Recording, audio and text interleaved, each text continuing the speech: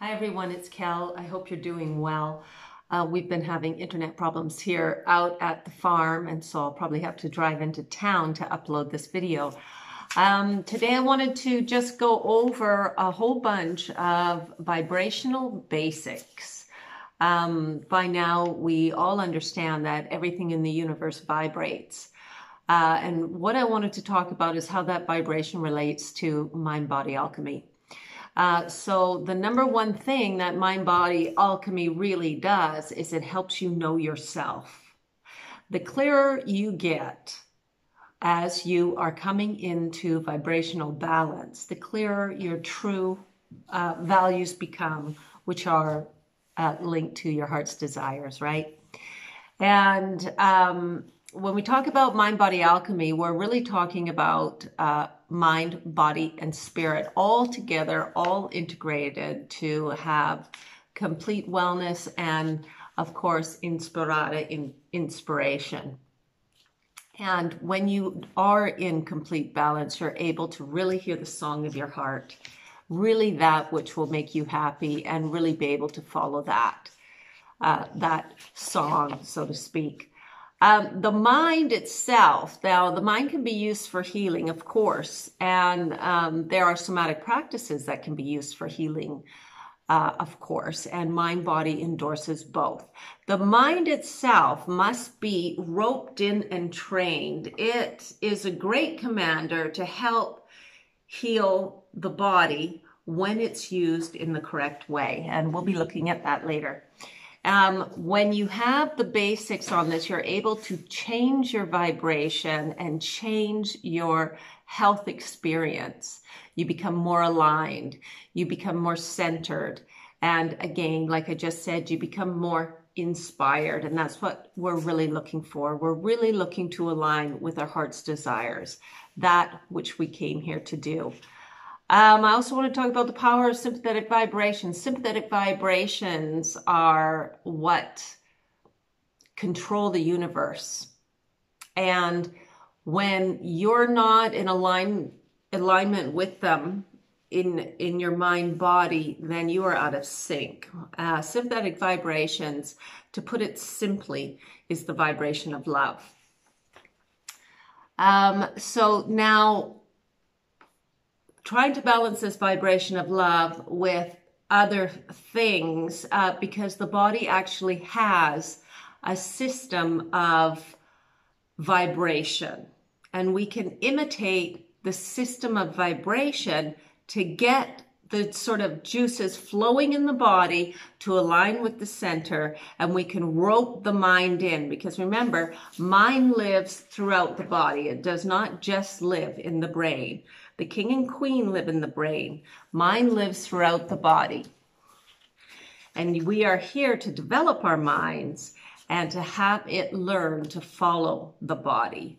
And when we learn to read the body, understand the body, feel the body, and become incredibly in tune to our intuitive nature and following it, then we really are moving more and more towards being in the driver's seat of our own life, rather than sort of being at the mercy of things. And I think that's what we're all looking for. Changing our vibrations. Changing our vibrations is understanding when you're out of vibrational attunement. And I know in recent videos I have talked about at every level of the Kundalini, there's sort of like a female vibration and a male vibration, and these two vibrations must marry. Now at this center point of each level, there is kind of like a dominant vibration, so that when they both marry, they create that dominant vibration. And we're going to talk about how to get in alignment with that as well. This is the sacred science, because the sacred science is all about you. And the way to think about it is, think of the universe as an ocean, and you are a drop in the ocean. And when that drop in the ocean becomes powerful, it lends to the greater of all things, right? And so there are many worlds everywhere, infinity worlds everywhere in the universe, all going through the same thing, which is a solar building system. We're all building our conductance, and then even once we build it to its height, we go into a certain kind of remission afterwards. It's kind of like the protein dies out you become a protein, and then you die out and you merge with the greater body. And that's sort of what's happening. And you have infinity to do it. You don't have to do it today, tomorrow. You don't even have to learn any of these things. But I can tell you one thing, if you're here on this planet, you came to do just that, because it is an honor to be able to incarnate to a planet. It is an honor. And if you are lucky enough to be here, then you definitely want to be working on building your conductance. So deliberate conductance, deliberately working on your conductance, is working on mind-body practices to refine the connection between the mind-body. And when you refine the connection between the mind-body, you can direct your mind and control the elements. Now, there are many people who are super fit and they are in alignment. They know what their heart's desire is, or they think they do, and they're moving towards it, and that's all good. And then there's people who are using their minds to heal their body, but they're missing out on a massive component, which is getting in touch with the receptive forces of your being. These two things, body and mind, when they work together as a collaborative unit, that's where the beauty begins to grow. And then you become more and more aware of your infinite power, and you become more and more in sync with yourself and the intuitive language of your body, who is always trying to communicate to you to get your mind into alignment. And when you get into alignment, when you rope everything in, not only can you control the elements, but all good things come to you, because your signal is so strong and so seen and heard by the universe that things just start dropping in your lap. And that is actually dangerous. That's when you have to really know what your heart desire is, or you're dealing with all these things that you thought you wanted and you really didn't know the full spectrum of your wants. And that's the difference between having true desires and having these other desires that you think are either good to do or serve the world, or will change your life in such a positive way.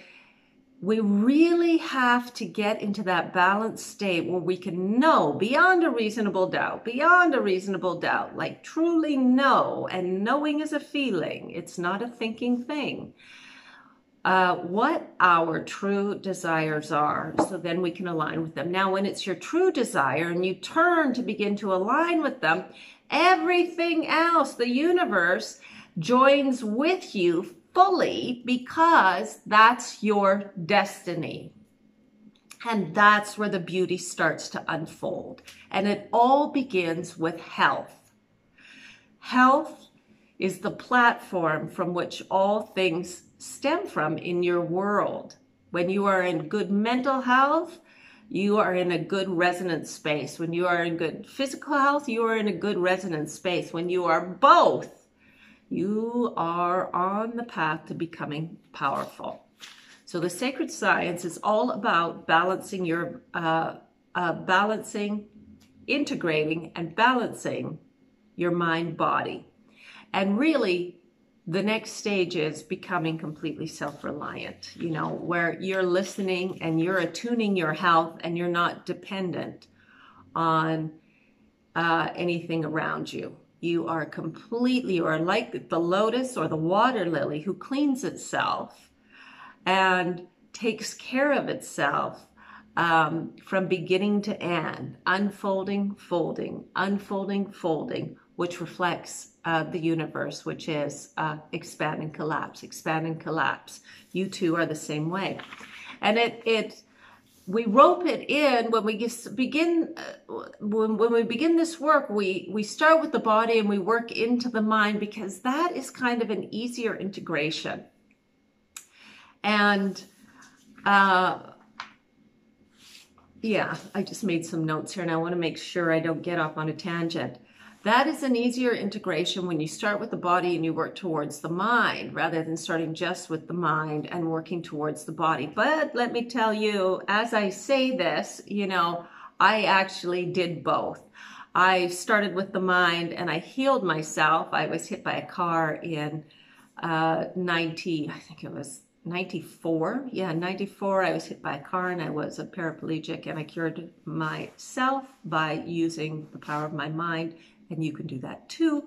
And you can watch the video on healwithmind.com. I'm sorry, it's a bit slow to load, but everything's there, and there's no, I also give you 5 key things that you can begin to do now. And I do no marketing and no sales, no nothing. So you can just go there, you can watch the video, you can opt in for the 5 key points on how to use your mind, and then I kind of drop off there just because life is busy, right? So the power of sympathetic vibrations. Sympathetic vibrations are receptive, and it is the receptive that is helping you have the strength to use the active, okay? Because if we never had sleep, we would be completely inactive. Sleep is the most archaic form of sympathetic vibration. And the more you get into meditation, you realize that, because 1 hour of meditation is like 14 hours of sleep. You are raring and ready to go. And it's even better than sleep because you're so aligned and you feel so connected to all the parts of your being. It is emotional reactions that disturb your vibration. Okay, I think everybody knows that today. Many people have read Louise Hay's book, You Can Heal Your Body, You Can Heal Your Life, where she actually talks about vibrational fragmentation. And that's what causes illness. Illness is vibrational fragmentation, and this is what your mind is doing to your body. But that's okay, because you're here to develop your mind, and the body is helping you do that. And remember, again, mind exists all throughout your body, and when a part of your mind gets fragmented, its connection to the whole is severed or blocked, and bringing it back into alignment lifts the blocks and creates harmony once again. Our internal cycles process vibrations and create our most dominant vibrations. So that means our organs. Our organs are our internal cycles, and they process vibrations, and through the processing, they process in a very particular way that creates a resonance, a vibration that echoes through our being, and that these echoes from our organs create an emotional blueprint from which our emotions stem from. Okay, so I hope that's clear. Your organs of your body create the emotional blueprint that is conveyed through your emotional reactions. Okay, so it depends how much an organ is out of sync as to how much you can react to a certain thing. And we will also get into this later. The sacred science is a very big science. That's why there is a lot of preamble before we really dive into it, because we can dive into it now and it looks really shallow, but we have to edge into it inch by inch, like going into a cold ocean, inch by inch. And then once you're fully immersed, you're warm and you can swim and sort of all things coagulate together at that point. So using the mind for healing negative vibrations, we just said that we can do that through our thoughts, deeds, and actions, and we can also use the body, which is actually our actions, to help the integration and free up the blocks within our body mind so that we can become totally aligned. Metaphysical reflections of mind in the body are shown, register on the body or through the body, which means if you have numbness in a finger or your foot, that is your body metaphysically conveying that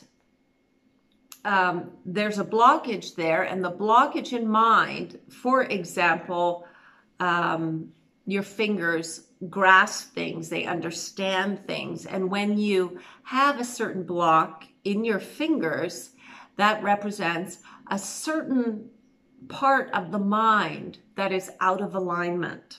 Okay, so your body is always conveying metaphysical reflections of where your mind is at.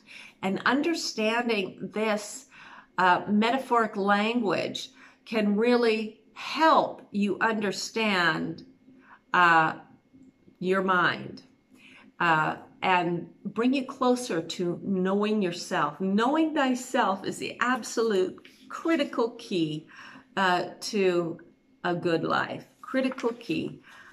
We should actually spend far more time in school with it, with children, and I hope to see in the future that we do. So the body is incredibly intuitive, and there are a whole bunch of holistic practices out there that can actually soothe your mind into being more receptive. And those holistic therapies can be like music therapy. And music therapy, we're actually always applying music therapy to ourselves. We are so unaware of what we are exposed to every day and how the body is always trying to heal us. We intuitively go to a piece of music that we really want to hear, and we might like this other music, but at this minute we really want to hear this music, and this music is soothing some part of our mind back into vibrational alignment. So music therapy is probably going on with you already, and there are ways of deliberately listening to certain pieces of music to bring certain part of the mind back into balance. I know, I think a year ago, I was having a problem with one of my organs, and I started listening to music that was dominant in D. Dominant in the music note D, so that those vibrations would harmonize that organ back into being, and it worked. There's also hydrotherapy. Hydrotherapy is something we do every day. It's part of our hygienic daily practice. You'll have a shower or you'll have a bath. I know when I'm really out of alignment, I really need to get into that bath, sometimes 2-3 times a day. And that is a form of hydrotherapy. But there are also exacerbated, or maybe that's not the right word, greater forms of hydrotherapy too, where you can go to spas and be put in these flotation tanks, or you can go to the pool and you can lie in the hot pool, or you can swim in the big pool. Hydrotherapy is so critical. It is that intuitive part of our being that gets really aligned. But make no mistake, the mind has to be developed too, because just being intuitive is really good, but having that administrator of the mind that knows how to really formulate and take those actions that the intuitive body is telling you to do really makes for a great team. Okay, so it's not just this intuitive side of you, it's the administrator too. And when you have knowledge in the world of administration and you get those impulses, you know, okay, I will go to this place to do this, and I will approach it in this manner, because this is the system of the place of orient that I'm going to. And having those two components in alignment, the female and the male part of you, it's beautiful. It's beautiful. Art therapy. Art therapy is something you can be doing just by even looking at a picture of a tree or a picture of nature or painting or doing sand sculptures or Tibetan sand paintings or art therapy aligns the mind because it brings it into focus in a harmonic manner. So it's not forcing you into focus, it's bringing it into focus in a harmonic manner, which becomes easier and easier and easier for that male part of your mind to focus. And you really need focus when you start learning to control the elements, which I don't get into. I only get into the sacred science of health and wellness, okay? Yoga and exercise, or exercise and yoga. Yoga is good. I never did yoga until recently. I did yoga as part of my rehabilitation after having to rejoin the planet, which I did not want to do. I had a mental breakdown from all the massive focus that I had done, not just through the Kundalini, but I had done other things in meditation. Meditation is a pretty spectacular place to be. However, giving service to the planet is also part of the entire game that we're here to do. So yoga is really good at focusing the mind, yoking. That's what the word yoga means. It means yoking the mind. So a yoke is what you put on a bull to plow the fields. And a young bull without that yoke is all over the place. You know, the expression bull in a china shop, well, that can be the way it is in your body too. When your mind is out of balance, your body starts creating all sorts of illnesses and crazy things. I've been there. When the mind finally broke down, I was having completely crazy illnesses, one after the other. And the health system, of course, couldn't help me. And I didn't want to have anything major, so I harmonized myself back into being, and you can do that too. So yoga is a way of training the mind to focus. And while it aligns the meridians in the body to flow optimally. And when it's yoking the mind, and the meridians are flowing optimally, you can use that force to marry all the parts of your being to the center, which is what you're here to do. Exercise. I was voracious at exercise, and that's what helped me do the Kundalini, because the Kundalini, when you do it, it is powerful. And I'm guessing that you could probably do lesser forms of the Kundalini, but why? I firmly believe in the exercise. You need to harness the mind to use that power in the body to blast through those sections. Blast through those sections, marry those sections, and then blast through that door I'm talking about, that door, the pineal gland. Nutrition obviously is key, but I want you to know, when I did the Kundalini, I was eating sugar and drinking wine and doing all those things. But the one thing I really did was focus the mind through exercise. And I mean massive exercise every day. I was addicted to exercise. So if you're a health and fitness person, you could be, and you really wanted to do the Kundalini, you could be, and because you're in optimal health, that could be the thing for you. Nutrition is a really good foundational everyday practice that's necessary, because your body acts, your mind needs certain elements and nutrients to align, if you're not doing the copious amounts of exercise that I did. I was living in imbalance. I just want to say that for a very, very long time. But I did eat quite well, and I did copious amounts of exercise, and I've been vegetarian since I was 11. And and I've lived in nature for most of my life, and I think that's critical too. We need to be living close to nature. When we do live close to nature, we become more centered. We become more balanced naturally. And then once you become balanced, you can build on that balance. And what building on that balance means is building on all the alignments that are in your body. Okay, all those streams of energy, all those meridians, all those vitamins and nutrients floating around.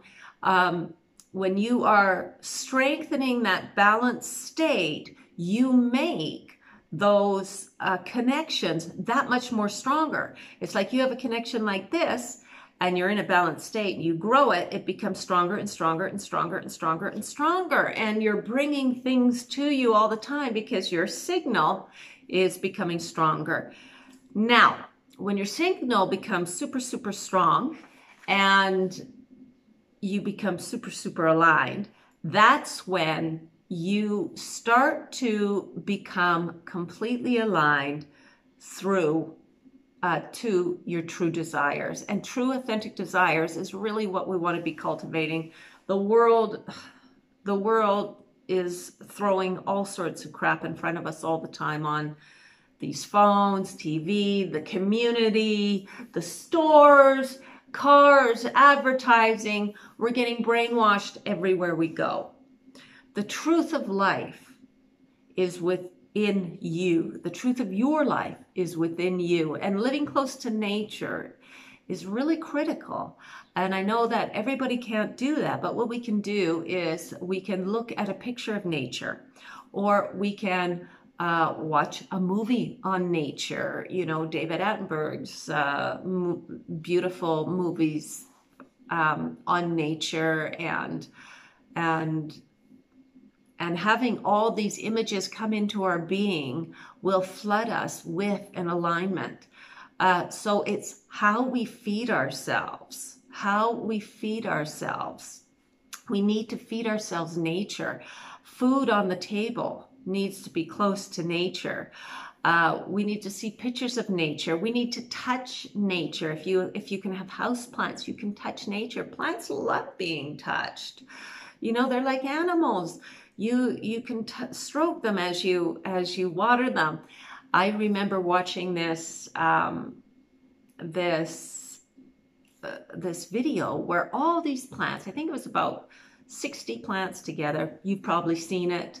And it was time, the photographs, is it called time capsule? I can't remember, time lapse, where they took photographs every few minutes and then they sped them all up, or they took a video. I can't remember the whole story.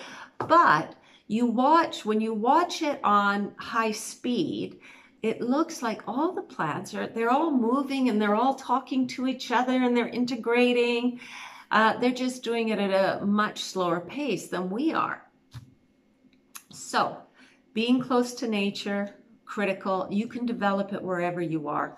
The closer you get to nature, the more your body assimilates, more properly assimilates the vitamins and nutrients that you're actually taking into your body too.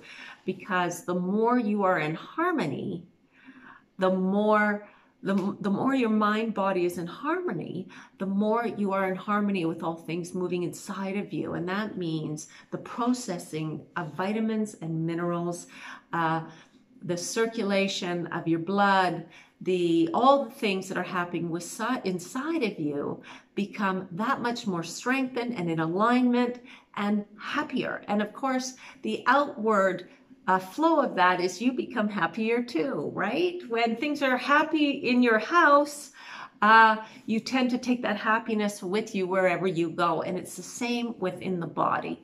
When everything inside your body is happy, you take that happiness with you everywhere you go, and you show it to the world. I wanted to just talk a bit about acupuncture and acupressure, because those are two things that can really also make a difference. They are body work. Acupressure is incredible. I've done a lot of both. And acupressure, I think, is less invasive, but acupuncture can really save the day too. It really depends on, as you go through your processing, it really depends on where you're at and listening to your inner guide and what is appealing to you. Remember, this is all about aligning with your inner guide. When you align with your inner guide, that's it, game over. You are done. You are stepping into a whole new world that's going to open for you, that is between you and you. And that's really where you want to be. And that is what mind-body alchemy is all about. That's what the sacred science is about, and it is all about vibration, full stop.